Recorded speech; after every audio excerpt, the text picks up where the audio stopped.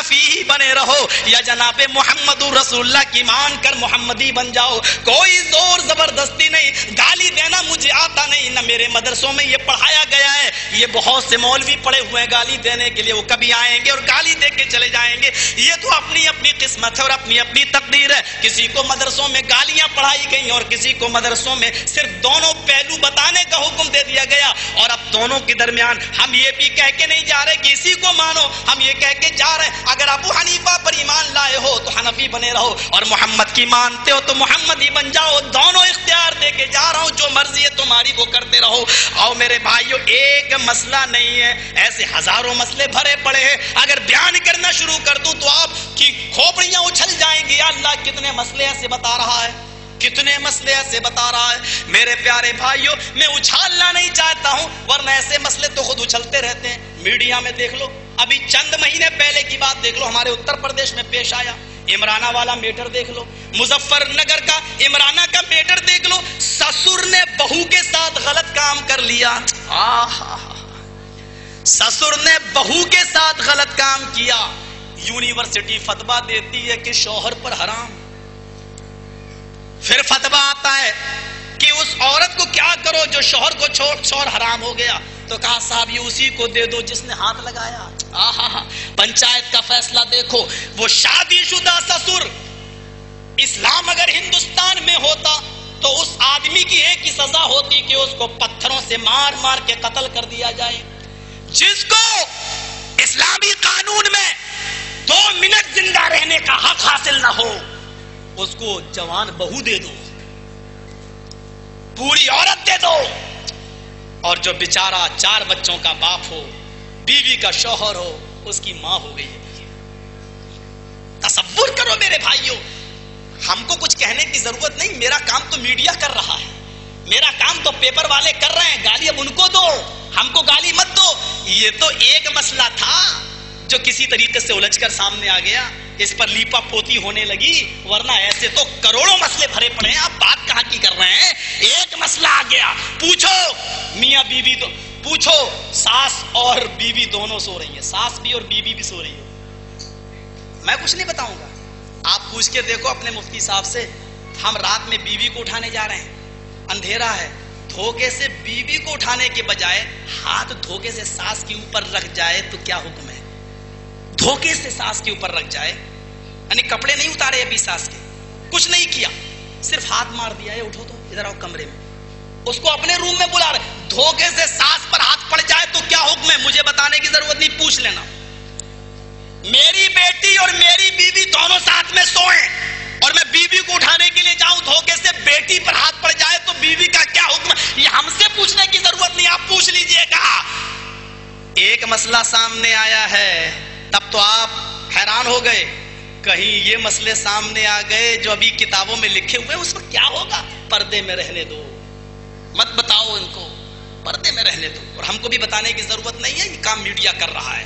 آؤ میرے پیارے ساتھیوں، کہاں کا انصاف تھا کہ ایک حرام عورت جو سسر کے لیے حرام ہے، اگر حرام کو حرام چھو لے، بھئی اپنے شوہر کے لیے حلال ہے، کسی حلال چیز کو کوئی حرام چیز استعمال کر لے تو وہ حرام ہو جاتی ہے. یہ کہاں کی دلیل ہے؟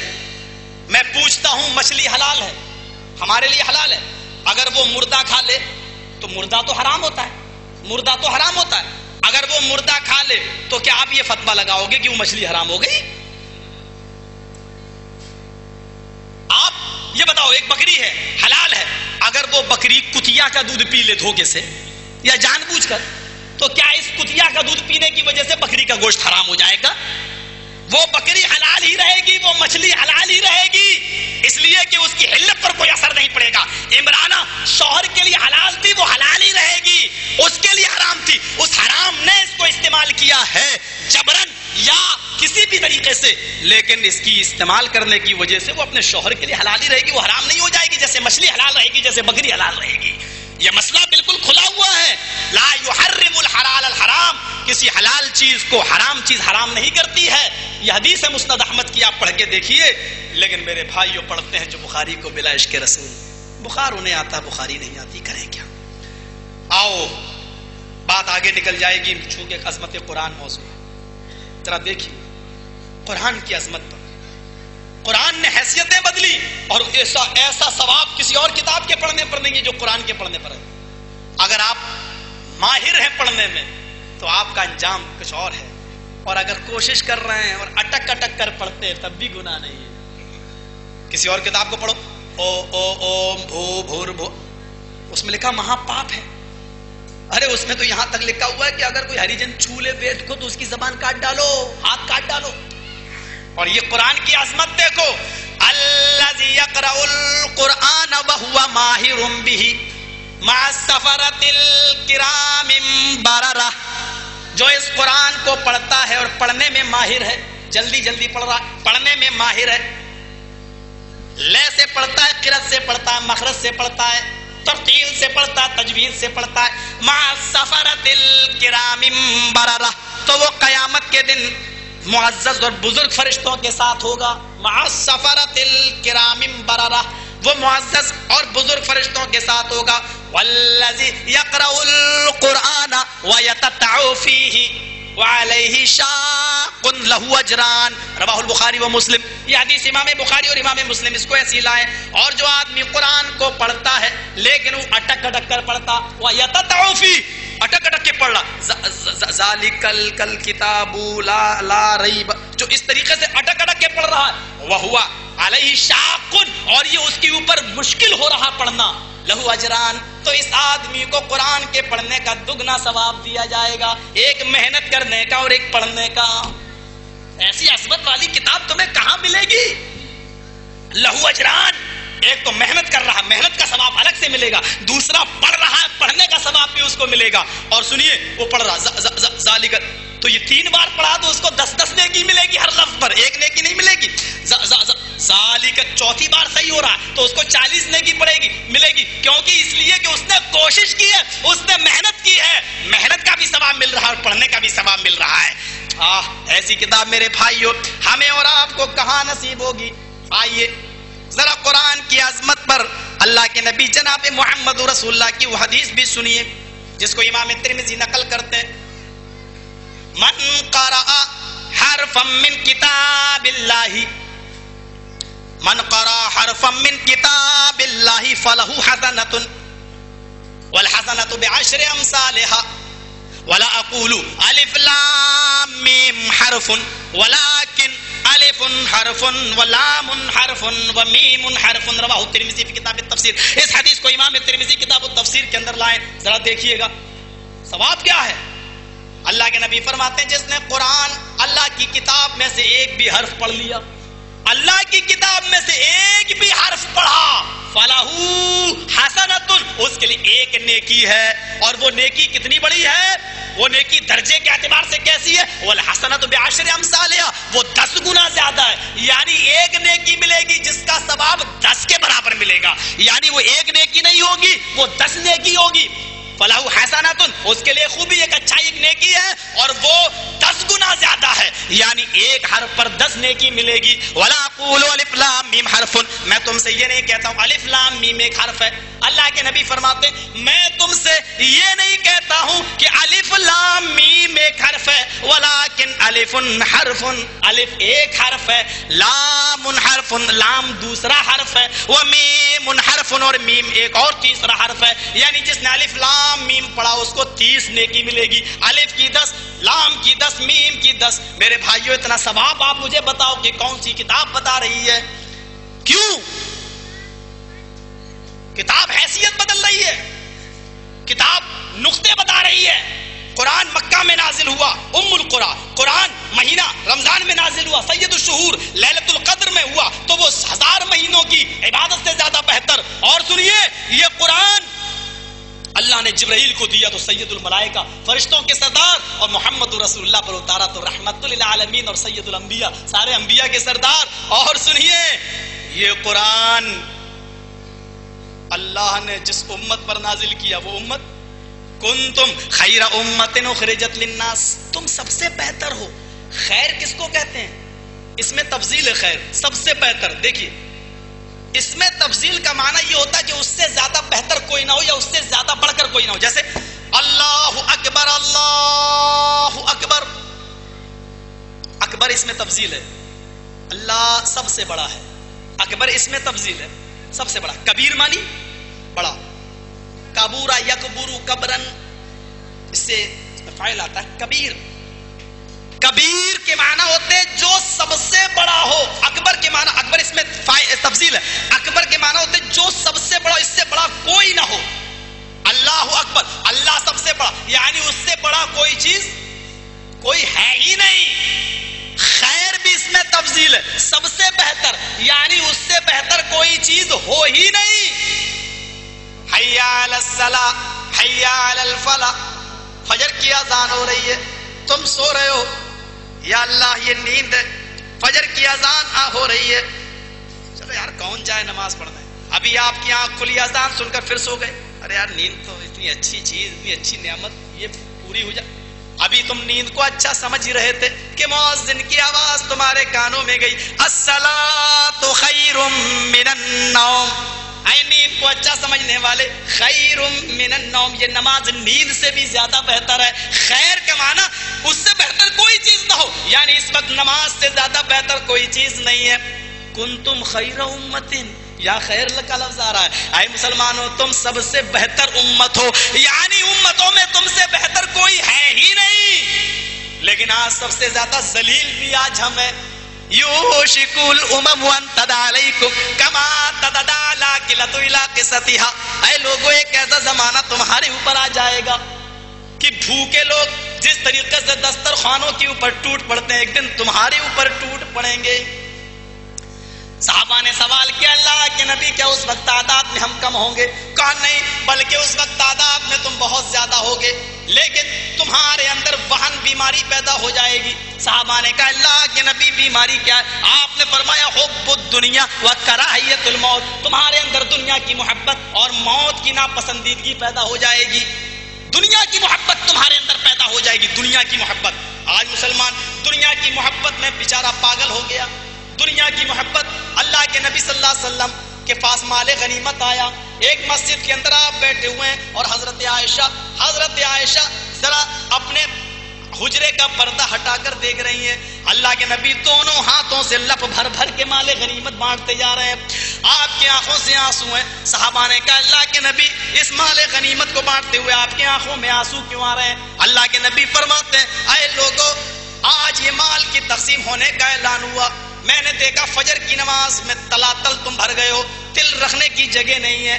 آج اس مال کو لینے کے لیے تم تل رکھنے کی جگہ مسجد کے اندر نہیں ہوئی. مجھے اپنے بعد شرک کا خوف نہیں ہے، مجھے اپنے بعد بدعتوں کے رائج ہو جانے کا خوف نہیں ہے. مجھے اپنے انتقال کے بعد سب سے زیادہ ڈر اس بات کا ہے کہ کہیں تم دنیا کی محبت میں ملوث ہو کر دین کو برباد نہ کر بیٹھو. مجھے دنیا کا ڈر لگ رہا، کہیں مال کی محبت اور مال کی محبت تمہارے دلوں میں آ جائے، کہیں دین مال کی محبت سے برباد نہ ہو جائے.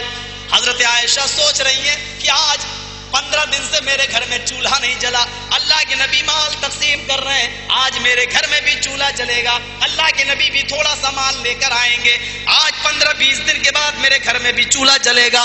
حضرت عائشہ فرماتی ہیں اللہ کے نبی صلی اللہ علیہ وسلم جب شام کو مال تقسیم کر کے واپس آئے تو میں نے دیکھا جس طریقے سے گئے تھے دونوں ہاتھ خالی تھے، اسی طریقے سے واپس آتے ہیں دونوں ہاتھ خالی ہیں. میں نے پوچھا اے اللہ کے نبی، اے میرے سرتاج یہ کیا ہوا؟ کہا میں اپنے اور اپنے گھر آنے والوں کی بھوک برداشت کر سکتا ہوں، محمد غریبوں کی بھوک برداشت نہیں کر سکتا. یہ ٹیررسٹ دکھائی دیتا ہے، آج آتنکوادی دکھائی دیتا ہے یہ رسول، جو دوسروں کو لب بھر بھر کے دے اور اپنے گھر میں آئے تو خالی ہاتھ لوٹ کے آئے، اور 15 دن چولہا نہیں جلا، 16ویں دن بھی چولہا نہیں جلا ہو. یہ آج ان کو ٹیررسٹ اور آتنکوادی دکھائی دیتا ہے. میرے بھائیو اس قرآن کے دامن کو پکڑو. کنتم خیر امت اخرجت للناس، یہ قرآن کی وجہ سے امت محمدیہ بھی سب سے بہترین امت بن گئی، کیونکہ اللہ نے اس کو قرآن جیسی کتاب دی. اور حدیث اٹھاؤ، حضرت عثمان غنی رضی اللہ تعالیٰ عنہ کیا فرماتے ہیں؟ وعن عثمان رضی اللہ تعالیٰ عنہ قال قال رسول اللہ صلی اللہ علیہ وسلم خیرکم من تعلم القرآن وعلمہ. اے لوگو تم میں سے بہترین لوگ وہ ہیں، خیرکم، دیکھیں یہاں پر بھی خیر آ رہا ہے اور خیر کا معنی وہی ہے، تم میں سے سب سے بہتر وہ ہے، یعنی مسلمان سب سے بہتر، اور مسلمانوں میں بھی سب سے بہتر وہ ہے کون؟ من تعلم القرآن وعلمہ، جو قرآن کو پڑھتا ہے اور قرآن کو پڑھاتا ہے، جو قرآن سیکھتا ہے اور قرآن کو سکھاتا ہے، جو کتاب پڑھنے والے اور پڑھانے والے کو سب سے افضل بنا رہی ہو، اس کتاب کا کیا کہنا؟ اچھا قرآن خود میں نے کہا تھا ایک باریک نقطہ بتاؤں گا، ذرا وہ بھی سن لیجئے۔ قرآن رمضان میں اترا، حیثیتیں بدلی، اور اللہ نے کیا کہا؟ شہر رمضان الذی انزل فیہ القرآن ھدی للناس وبینات من الھدی والفرقان۔ یہ قرآن ھدی للناس، ساری کائنات کی انسانیت کے لیے ہدایت ہے۔ دیکھیے اللہ نے یہ نہیں کہا ھدی للمسلمین، یہ قرآن صرف مسلمانوں کے لیے ہدایت ہے، یہ نہیں کہا۔ قرآن نے کیا کہا؟ ھدی للناس۔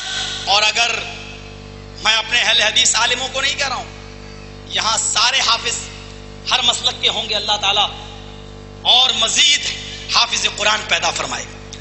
میرے بھائیوں ذرا غور کیجئے کہ قرآن کی اس آیت پر، یہ قرآن رمضان کے مہینے میں نازل ہوا، ھدی للناس، یہ قرآن ساری کائنات کے لوگوں کی یعنی ساری انسانیت کی ہدایت ہے۔ بس اتنی سی بات بتا کر میں اپنی بات قرآن کے موضوع سے دوسری طرف چلوں گا، پھر میں موضوع قرآن ہی رہے گا لیکن اپنی بات کو اس نقطے سے ہٹا دوں گا۔ جو قرآن ساری انسانیت کے لیے ہدایت ہو، ہندوؤں کے لیے ہدایت، عیسائیوں کے لیے ہدایت، جینیوں کے لیے ہدایت، سکھوں کے لیے ہدایت، کرسچنوں کے لیے ہدایت، جو قرآن امریکیوں کے لیے اور انگلینڈ والوں کے لیے ہدایت، جو قرآن دنیا کے چپے چپے میں رہنے والوں کے اور نیپالیوں کے اور ودیشیوں کے لیے ہدایت، جو قرآن ساری انسانیت کے لیے اور سارے مذاہب کے لیے ہدایت ہو، کیا وہ قرآن مسلمانوں کے 72 فرقوں کے لیے ہدایت نہیں ہو سکتی ہے؟ کیا وہ قرآن صرف مسلمانوں کے اندر ہدایت پیدا نہیں کر سکتی ہے؟ میرے بھائیو، جو قرآن ساری کائنات کی انسانیت کی ہدایت کا دعویٰ کر رہی ہو، اس قرآن سے رشتہ جوڑو، انشاءاللہ ہم سب کو ایک ہی پلیٹ فارم پر لانے کے لیے وہی ایک کتاب کافی ہے ہمارے لیے، قرآن۔ آؤ ھدی للناس، کتنا بہترین نقطہ ہے، کہیں اور جانے کی ضرورت نہیں ہے۔ ھدی للناس، یہ قرآن ساری کائنات کی انسانیت کے لیے ہدایت ہے، اور جو ساری کائنات کی انسانیت کے لیے ہدایت ہو وہ پھر مسلمانوں کے لیے ہدایت نہ ہو، جو یہودیوں کے لیے ہدایت ہو وہ مسلمانوں کے لیے ہدایت نہ ہو۔ میرے بھائیوں، جو عیسائیوں کے لیے ہدایت ہو، جس نے عیسائیوں کو بتایا ہو تمہاری ماں مریم پاک دامن ہے عیسیٰ کی ماں، جس نے عیسائیوں کو ہدایت دی ہو، وہ آج مسلمانوں کے درمیان بھڑک رہی ہو، وہ کتاب مسلمانوں کے ہاتھ میں کھلونا بن گئی ہو۔ آپ کو معلوم ہے، آپ بیٹھے رہیے یہاں، حیدرآباد میں ایک شیطان ایسا پیدا ہوا تھا جس نے اسی قرآن کو جانتے ہو استعمال کیسے کیا؟ اس موزے کے اندر قرآن لایا، اتنا بڑا قرآن، اور پیر کی یہاں تلوے میں رکھا یہاں، اور اس کو پہن کر وہ 40 دن تک لیٹرین میں گیا ہے، 40 دن تک۔ دیکھیے اس شیطان کا انٹرویو، 40 دن تک شیطان اس کے پاس 40 دن کے بعد آیا، بولو کیا چاہے؟ تو کہا بس یہی کام تو تم بھی کرو اور کرواؤ، لکھ لکھ کر دو۔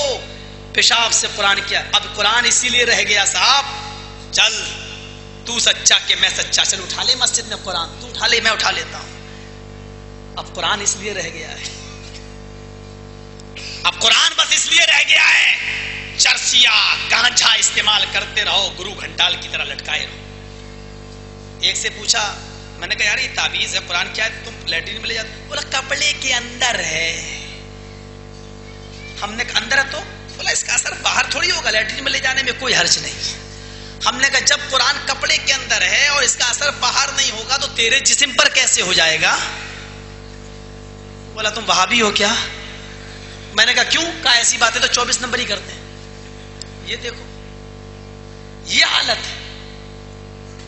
احمد آباد گیا، وہاں ایک اور صاحب بیٹھے ہوئے ہیں، یہاں تک چوڑی پہنے بیٹھے رہتے ہیں، مزار کا نام ہے سیدی موسیٰ سہاگ۔ آپ جائیے گا احمد آباد میں، اس مزار کی زیارت ضرور کیجیے گا۔ وہ بیچارے چوڑیاں پہنے رہتے تھے، یہ بھی چوڑیاں پہنے ہوئے تھے، یہاں تک چوڑیاں۔ میں نے ٹوپی اتاری، اپنے دوست دیکھا، بولے کہاں جا رہے ہو؟ میں نے کہا ذرا اس کا آج انٹرویو لیتا ہوں۔ بولے یہاں انٹرویو لینے والے خود پھنس جاتے ہیں۔ میں نے کہا چپ رہو یار، میں ان میں سے نہیں ہوں۔ میں نے کہا بابا، بولے کیا بات؟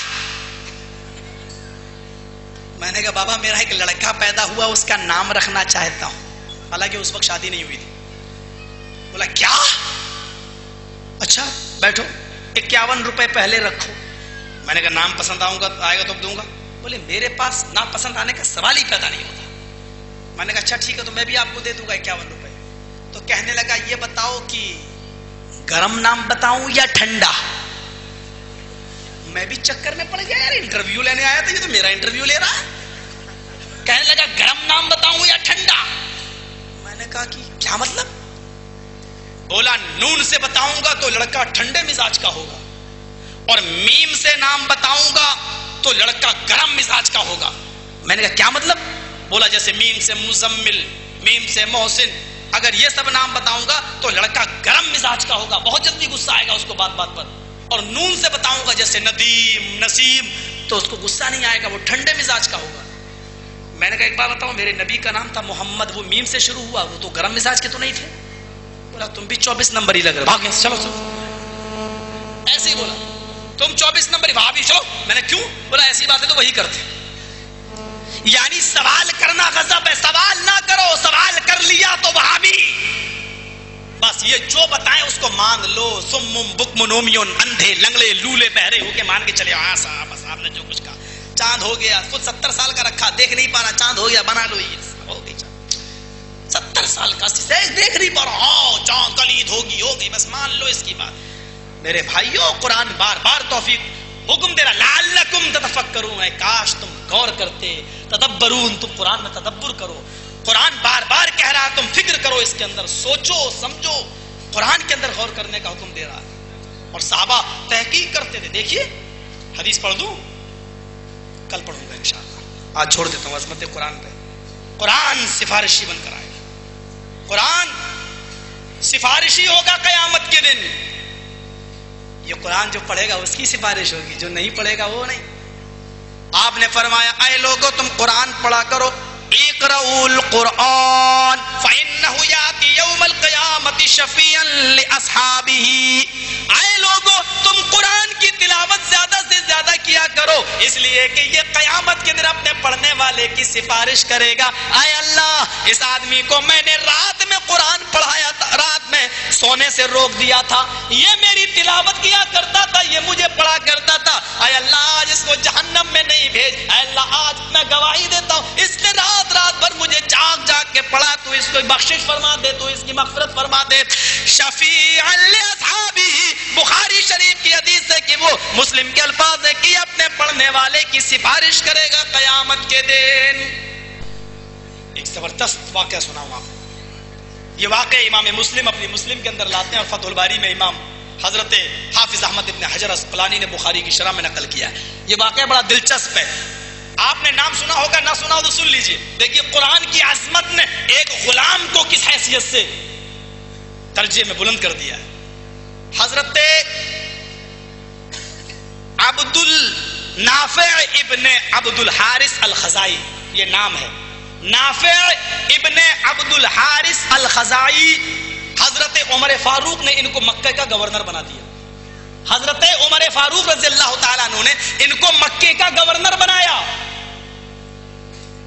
اور یہ مکے کی گورنری نبھاتے رہے. ایک دن ان کو جانا ہوا مکے سے باہر مقام اصفان میں. ذرا سنیے گا واقعہ. مقام اصفان میں جب جانا ہوا تو ہوتا نہیں ہے جیسے آج ہمارے پردھان منتری منموہن سنگھ کہیں جائے تو اپ پردھان منتری کو جگہ دے دیتے ہیں کہ تم سنبھالو, تو ایسے ہی نائب اس دور میں بھی ہوتا تھا کہ تم چلے جاؤ تو تمہارے بعد کون رہے گا. تو یہ اس امیر کی اتھارٹی آف پاور ہوتا تھا, وہ جس کو چاہے اپنا نائب بنا کر جائے. لیکن نائب کے کچھ اصول تھے, پڑھا لکھا ہونا چاہیے, ایسا جو شرائط ہونا چاہیے وہ اس کے اندر پائے جانا چاہیے. تو ایک دن نافع ابن عبد الحارث الخزائی مکے کے گورنر تھے اور یہ مقام اصفان پہنچ گئے. حضرت عمر وہاں پہنچے ہوئے تھے پہلے سے, وہ پورے چیف منسٹر تھے, وہ پورے دورے کا علاقہ ایریا کا دیکھتے تھے. حضرت عمر فاروق نے جب نافع ابن عبد الحارث الخزائی کو جب اصفان میں دیکھا تو ان کو بلایا, ادھر آؤ. وہ پہنچے, کہا تم مکے کے گورنر ہو؟ کہا جی ہاں. کہا مکے کا گورنر تم ہو اور تم یہاں ہو, تم کس کو وہاں سونپ کے آئے ہو یہ باغ ڈور؟ نائب کس کو بنایا؟ حضرت نافع جواب دیتے ہیں, اے امیر المومنین, میں نے اپنے آزاد کردہ غلام کو, جس غلام کو میں نے آزاد کیا تھا, میں نے اسی غلام کو, ابن ابزی کو, میں نے مکے کا گورنر بنا دیا. اتنا سننا تھا, امیر المومنین کھڑے ہو گئے اور ڈانٹنا شروع کر دیا. تم نے ایک معمولی آدمی کو تم مکے کا گورنر بنا دیا. تم نے ایک لاچار و بے بس آدمی کو مکے کا گورنر بنا دیا. وہ کل تک تمہاری نوکری تمہاری غلامی کرتا تھا، وہ مکے کا پار کیسے سنبھالے گا، وہ مکے کا کام کیسے سنبھالے گا؟ آئے نافع جواب دو کہ تم نے اپنے حبشی کو، تم نے اپنے آزاد کردہ غلام کو تم نے مکے کا گورنر کیوں بنا دیا؟ نافع ہاتھ کے اشارے سے کہتے ہیں بس کیجئے اے امیر المومنین، ایک لفظ بھی اگر آپ نے زیادہ بولا تو میں ابھی گورنری کے عہدے سے استعفیٰ دے دوں گا، مجھے نہیں چاہیے ایسی گورنری. آپ اس آدمی کو معمولی انسان کہہ رہے ہو.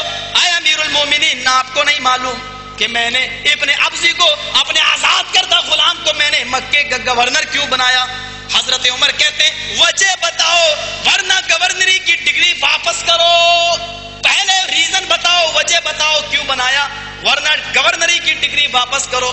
حضرت نافع نے گورنری کی ڈگری اٹھائی اور واپس کرتے ہوئے فرمایا اے امیر المومنین، میں نے ابن ابزی کو، اپنے آزاد کردہ غلام کو مکے کا گورنر اس لیے بنایا کہ انہو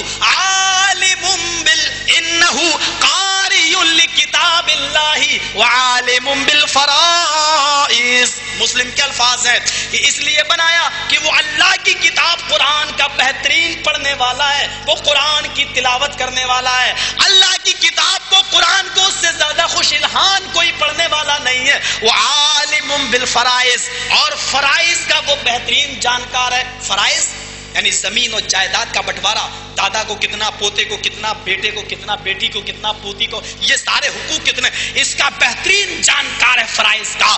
انہو قاری لکتاب اللہ وعالم بالفرائض، وہ اللہ کی کتاب قرآن کا بہترین قاری ہے اور وہ عالم بالفرائض، اور فرائض کا بہترین علم رکھنے والا ہے. حضرت عمر نے وہ ڈگری اٹھائی اور گورنری کی وہ ڈگری اب نافع ابن عبد الحارث کو دیتے ہوئے فرمایا قال عمر ان نبیکم قد قال ان اللہ یرفع بهذا القرآن بهذا الكتاب اقواما ويضع به آخرین. رواہ مسلم.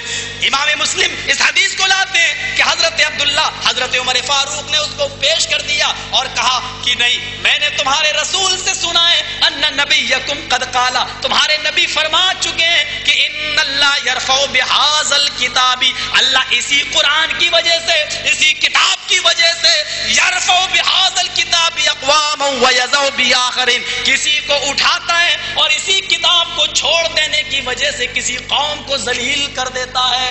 اور تم نے ابن ابزی کو جو حاکم بنایا ہے، اپنا نائب بنایا ہے، وہ اللہ کی کتاب کی وجہ سے بنایا ہے. اس لیے میں تم سے گورنری کی ڈگری واپس نہیں لے سکتا. اس قرآن نے ایک غلام کو حاکم بنا دیا. میرے پیارے ساتھیوں، یہ قرآن کی برکت ہے. جو قرآن پڑھے گا اللہ کی قسم اللہ اس کو عزت دے کے رہے گا. عزت وہ تو الگ بات ہے کہ مولوی صاحب قرآن و حدیث کے ماننے والے پھر اتنے کم کیوں ہیں. یہ سوال کوئی سوال نہیں ہے. کم کیوں ہیں؟ حقیقت اوریجنلٹی ہمیشہ کم رہی ہے. بتاؤ، آج بھی دیکھ لیجیے آپ، کسی بھی چیز میں ڈپلیکیٹ اوریجنل کیا چیز زیادہ ہوتی ہے؟ پیور چیز ہمیشہ کم ہوتی ہے، ڈپلیکیٹ زیادہ ہوتی ہے. اور قرآن تو کہہ چکا قلیل من عبادی الشکور، میرے شکر کرنے والے بندے بہت تھوڑے ہوا کرتے ہیں. ہر دور میں تھوڑے ہوتے ہیں، شکر کرنے والے بندے تھوڑے ہوتے ہیں. زیادتی کسی چیز کی حق و باطل کی دلیل نہیں ہوتی ہے. معاف کیجیے گا، اگر مسلمانوں سے زیادہ پوری دنیا میں عیسائی ہیں تو اس کا یہ مطلب نہیں ہے کہ وہ حق پر ہے. اوریجنلٹی، پیورٹی ہمیشہ کم ہوتی ہے. 1 کلو دودھ میں 5 کلو پانی ملا دو پھر بھی آپ دیکھو کہ وہ دودھ ہی نظر آئے گا. جبکہ یہ الگ بات ہے آپ سمجھ لو گے کہ پانی ملا ہوا ہے، لیکن وہ دودھ ہی نظر آئے گا. دودھ آپ کہو گے اس کو، لیکن اس میں ڈپلیکیٹ پانی زیادہ ملا ہوا ہے، لیکن وہ دودھ نظر آئے گا. یعنی حق پھر بھی سامنے ہے، دودھ ہی آپ اس کو کہو گے، پانی نہیں کہو گے. حق آج تمہارے پاس بھی ہے، میں یہ نہیں کہہ رہا ہوں، لیکن آج ہم کو حق کہنا پڑ رہا ہے اس لیے کہ وہ حق اس میں ملا ہوا ہے. آج ضعیف اور موضوع حدیثیں جو آج حدیثوں میں مل گئی ہیں، جبکہ موضوع حدیث اس کو کہتے ہیں جو گڑھی ہوئی ہو. جیسے اللہ کے رسول صلی اللہ علیہ وسلم نے فرمایا، حدیث ہے کہ من اکل باذنجان، جس نے بیگن کھایا اس نے میری سنت کو زندہ کیا۔ اب یہ بتاؤ بیگن کھانا سنت ہے یا لوکی کھانا سنت ہے؟ لوکی سنت ہے یا بیگن؟ آپ بھی آسانی سے کہہ سکتے ہو لوکی، کدو، جو اللہ کے رسول کو پسند تھا، وہ آپ بخاری کی حدیث ہے اور یہ موضوع حدیث ہے، یہ حدیث ہی نہیں ہے، لیکن آج حدیث اس لیے کہنا پڑ رہا ہے کیونکہ حدیث کی کتاب میں آ گئی ہے۔ بھائی 1 کلو دودھ میں 250 گرام پانی ملا دو، آپ اس کو کیا کہو گے؟ اب مجبور ہو اس کو پانی کہنے کے لیے، لیکن محدثین نے اب اصول کی کسوٹی پر رکھ کر موضوع کو الگ کر دیا۔ جیسے موضوع حدیث، من صلی علی قبری، جو میری قبر پر سلام پڑھتا ہے، درود، میں اس کو سنتا ہوں، اور جو دور سے پڑھتا ہے وہ مجھ پر بھیجا جاتا ہے۔ یہ حدیث کیا ہے؟ جو میری قبر پہ پڑھتا ہے میں اس کو خود سنتا ہوں، اور جو دور سے پڑھا جاتا ہے وہ مجھ تک پہنچایا جاتا ہے۔ چلو کم سے کم یہ حدیث یہ تو بتا رہی ہے کہ دور کا سلام نبی نہیں سنتے ہیں، وہ پہنچایا جاتا ہے۔ اچھا ایک بات بتاؤ، یہ حدیث جو بتا رہی ہے جو مجھ پر درود پڑھتا ہے میری قبر پر میں اس کو سنتا ہوں، اور یہ اللہ کے رسول نے فرمایا جو مجھ پر درود پڑھتا ہے میں اس کو سنتا ہوں، میری قبر پہ پڑھتا ہے جو میں اس کو سنتا ہوں، یہ اللہ کے رسول نے اپنی زندگی میں کہا تھا یا اپنے انتقال کے بعد کہا تھا؟ خود فیصلہ کر کے بتا دو۔ جو میری قبر پہ درود پڑھتا ہے میں اس کو خود سنتا ہوں، تو یہ آپ فرما رہے ہیں تو زندگی میں فرما رہے ہیں یا انتقال کے بعد؟ اگر آپ یہ کہیں گے کہ زندگی میں فرما رہے ہیں تو اس وقت قبر تھی ہی نہیں۔ بھائی جو میری قبر پر درود پڑھتا ہے میں اس کو سنتا ہوں، یہ آپ نے زندگی میں کہے تھے نا، تو جب زندگی میں کہے تھے تو قبر تھی ہی نہیں، تو سنتے کہاں سے تھے؟ اور اگر انتقال کے بعد کہا تھا تو آج کہلوا کے دکھا دو۔ کیا کروں یار، اگر کہتا ہوں زندگی میں کہے تھے تب بھی پھنسا، کہے تھے مرنے کے بعد کہے تب بھی پھنسا۔ رہے تم پیدا ہی ہوئے پھنسنے کے لیے، یار بات کس کی کرتے ہو؟ تم پیدا ہی ہوئے پھنسنے کے لیے۔ مجھے بتاؤ، اللہ کے نبی نے فرمایا 72، میری امت میں 72 فرقے، بنی اسرائیل میں تھے، میری امت میں 73 ہوں گے۔ اللہ کے نبی کہہ رہے ہیں 72 جہنمی، 1 جنتی۔ تم ایک بتا کے دکھا دو، چلو